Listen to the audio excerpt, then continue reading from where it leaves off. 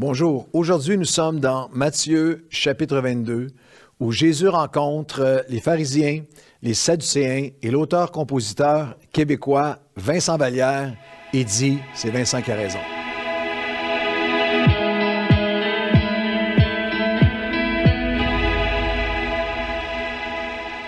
Bonjour à tous et bienvenue à votre café matinal. Est-ce que vous connaissez, pour nos amis internationaux, peut-être que vous ne le connaissez pas, mais auteur, compositeur québécois, écrit des chansons magnifiques, Vincent Vallière, et j'écoutais une de ses chansons récemment et le titre m'a percuté lorsque je suis arrivé à Matthieu chapitre 22. Vallière, en effet, a une chanson qui s'intitule « L'amour, c'est pas pour les peureux ». L'amour, c'est pas pour les peureux. Et Jésus aurait dit à Vincent Vallière, c'est Vincent qui a raison. Lorsqu'on regarde à Matthieu, chapitre 22, vous savez qu'on fait un café matinal par chapitre. On va traverser les 4 évangiles. Alors, les 21 premiers chapitres sont déjà là.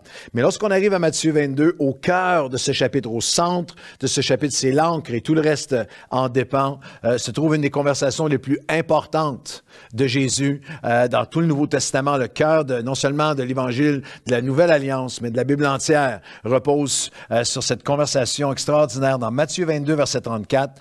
Les pharisiens ayant appris qu'il avait réduit au silence les Sadducéens se rassemblèrent et l'un d'eux, un des pharisiens docteurs de la loi, lui fit cette question pour l'éprouver, pour le mettre à l'épreuve, pour le prendre en défaut. « Maître, quel est le plus grand commandement de la loi? » Et Jésus lui répondit, « Tu aimeras le Seigneur ton Dieu de tout ton cœur, toute ton âme et toute ta pensée. » C'est le premier et le plus grand commandement. Et le second, qui lui est semblable ou qui lui est égal, tu aimeras ton prochain comme toi-même. De ces deux commandements dépendent toute la loi et tous les prophètes. Lorsqu'on regarde au chapitre entier, dans le chapitre entier de Matthieu, chapitre 22, Jésus mentionne et nomme à peu près toutes les sphères et l'éventail de l'expérience humaine comme croyant. Vous traverserez le chapitre, vous allez voir où il parle des amitiés, il parle des défis relationnels. Il adresse les défis d'autorité aussi, les rois et les serviteurs, et où on se retrouve à différents aspects de nos vies, à quelle position on se retrouve, comment on deal et compose avec les autorités. Le chapitre nous parle des déceptions, comment est-ce qu'on fait face aux déceptions. Nous parle aussi de ceux qui jugent sur les apparences. Nomme et mentionne la discrimination dont on peut être l'objet comme croyant. Face à des sociétés qui sont hostiles, face à César, face aux sociétés hostiles à nos valeurs, à notre foi, et qui, parfois, littéralement, on a le sentiment des grands, des puissants qui abusent. Il y a aussi beaucoup plus personnel, intime. Dans ce chapitre 22, vous le lirez à la maison, il est adressé toutes les dynamiques du cœur, les défis du cœur, des enjeux il est nommé les époux et les épouses, et les enfants, et les parents, et les parents et les enfants, et les drames, les deuils, une veuve, les enfants.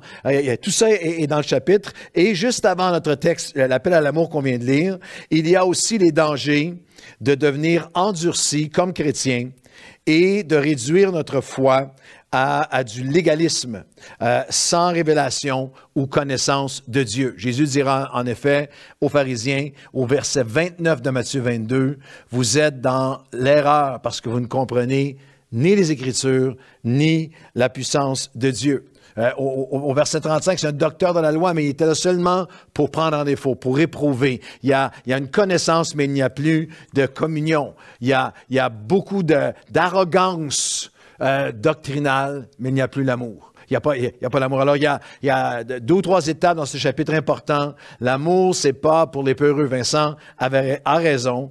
Et on a le commandement et le choix de l'amour. Tu aimeras le Seigneur ton Dieu de tout ton cœur, toute ton âme, tout ton esprit, toutes tes pensées et ton prochain comme toi-même.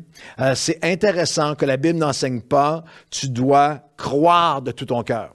Tu dois croire avec ton cœur, Romains 10, versets 9 et 10. Mais dans le cas de l'amour, on parle de l'amour, il y a un appel qui est là, il y a une décision qui doit être prise au quotidien, que tu dois l'aimer de tout ton cœur. Je pense vraiment que Dieu laisse la place de l'espace dans notre expérience pour que notre foi grandisse.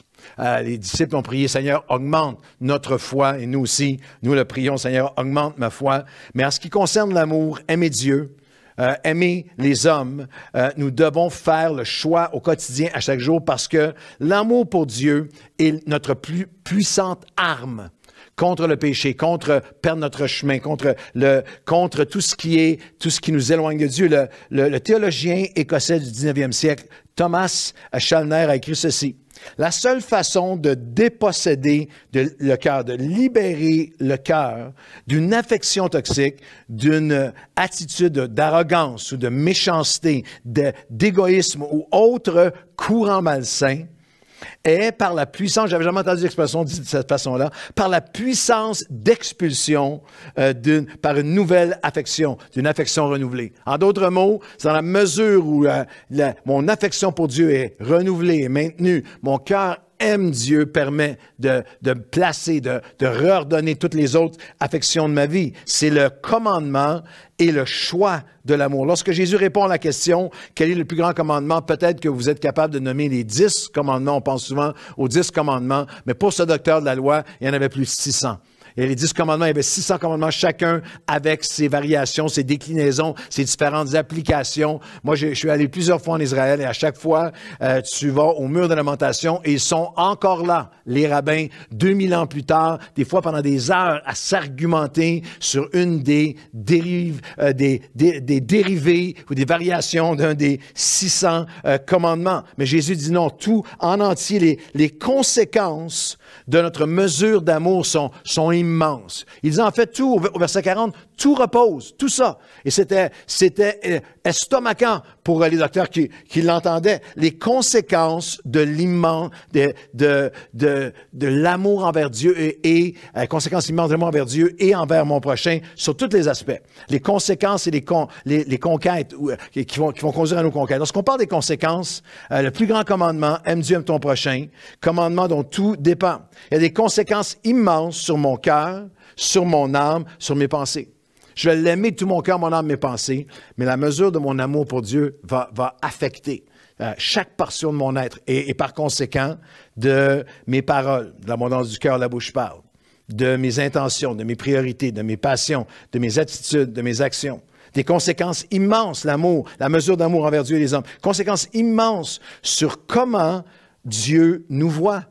Il nous regarde. Dans ce même chapitre 22, les pharisiens ont dit à Jésus au verset 16, « Maître, nous savons que tu es authentique, tu es vrai, tu es vérité, tu enseignes la voie de Dieu et de la vérité. » Il le flattait pour le prendre en défaut, mais ils disent quelque chose d'important.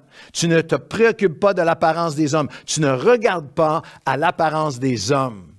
C'est une réflexion, c'est un reflet de passage dans l'Ancien Testament, comme en 1 Samuel, où il dira, les hommes regardent à ce qui frappe les yeux, mais Dieu regarde au cœur. Et en effet, au verset suivant, Jésus connaissait la méchanceté de leur cœur. Écoute-moi bien, la mesure d'amour que tu as pour Dieu, la mesure dans ton cœur authentique d'amour pour lui et pour les hommes a de grandes conséquences sur comment Dieu nous regarde. En d'autres mots, si je n'ai pas l'amour, je ne suis rien.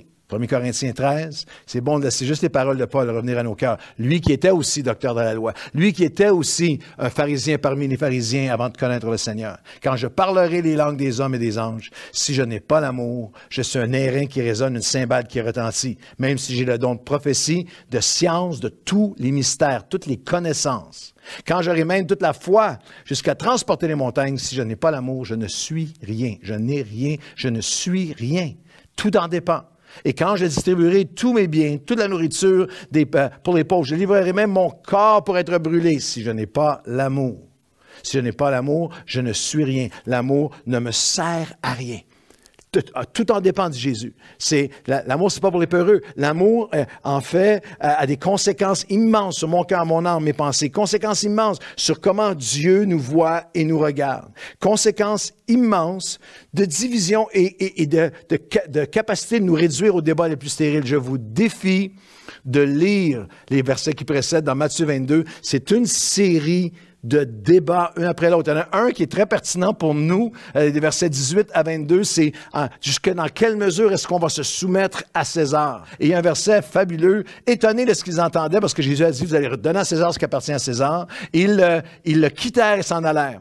Comme aujourd'hui, exactement comme aujourd'hui, la même chose encore aujourd'hui, beaucoup de chrétiens, si tu n'as pas la même position que moi sur César, c'est qui je m'en vais ailleurs. Je vais trouver quelqu'un qui pense comme moi. Et une réduction à juste un débat. Je n'ai même pas le temps d'aller dans les versets suivants qui précèdent immédiatement le texte. C'est un débat infini de choses entre débatteurs théologiques stériles par des leaders qui ont juste perdu leur cœur d'amour. Et la troisième pensée, c'est la capacité de changement par l'amour. Le commandement est le choix de l'amour, les conséquences positives et négatives immenses de l'amour et les changements, la capacité de changement et des conquêtes par l'amour. Aime Dieu de tout ton cœur et ton prochain. C'est dans cette dynamique-là seulement que tu vas pouvoir accomplir les commandements. Tout repose là-dessus. Les commandements et aussi les promesses de Dieu. Le chapitre entier est une succession d'exemples de croyants pieux, religieux, érudits bibliquement, qui sont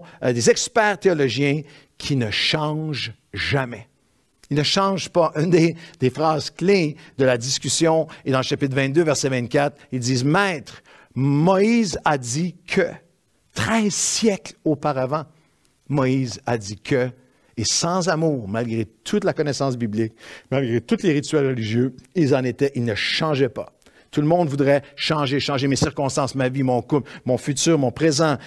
Tout le monde veut changer, mais comprenez bien que le changement commence avec l'amour. Jésus dit d'essayer de vivre la vie chrétienne sans amour pour Dieu, c'est de la conformité religieuse et non des changements réels. Le christianisme est dur, il est difficile, il est ardu, il devient pénible, il devient amer pour ceux qui n'aiment pas Dieu passionnément, mais aiment les choses reliées, aiment leurs dons, leur appel, leur position, aiment toutes sortes de choses reliées au périphérique, mais ont perdu le cœur d'amour, juste d'amour sincère pour Dieu. Le changement commence avec l'amour. Alors la question ultime, c'est qu'est-ce que j'aime le plus dans ma vie? Parce que si celui ou ce que j'aime, celui ou celle que j'aime, pour qui j'aime, je vais me donner, je vais sacrifier, je vais être patient, je vais servir, je vais pardonner, je vais continuer, je vais m'offrir parce que j'aime. Alors la dernière pensée, les changements et les conquêtes de l'amour. Est-ce que je suis prêt à répondre à la question, qu'est-ce que j'aime le plus? Et est-ce que je suis prêt à revenir et à rechercher son amour? Et en terminant, en une minute, simplement laisser les paroles. Je ne peux pas les expliquer ou les développer, mais juste laisser l'Esprit de Dieu. Ramener à votre cœur, c'est voici l'amour à laquelle il nous appelle. Est-ce que je suis prêt à y revenir, à le rechercher avant tout le reste? Parce que tout le reste en dépend. L'amour, ce n'est pas pour les peureux. La charité est patiente. 1 Corinthiens 13,4. Voici l'amour à laquelle Dieu nous appelle, qui est une poursuite de vie. Par l'Esprit de Dieu, l'amour de Dieu répandu en nous par le Saint-Esprit. L'amour est patient, pleine de bonté, n'est pas envieux, ne se vante pas, ne s'enfle pas d'orgueil, ne fait rien de malhonnête, ne cherche pas son intérêt, ne s'irrite pas, ne soupçonne pas le mal, ne se réjouit pas de l'injustice, se réjouit de la vérité. L'amour, et ça me met sur mes genoux à chaque fois, excuse tout, croit tout, espère tout, supporte tout. Quand j'étais un enfant, je parlais comme un enfant, je pensais comme un enfant, je raisonnais comme un enfant. Mais lorsque je suis devenu homme, lorsque j'ai maturé, j'ai grandi, j'ai changé, j'ai fait disparaître ce qui était de l'enfance. Alors, c'est la question ultime alors qu'on termine aujourd'hui.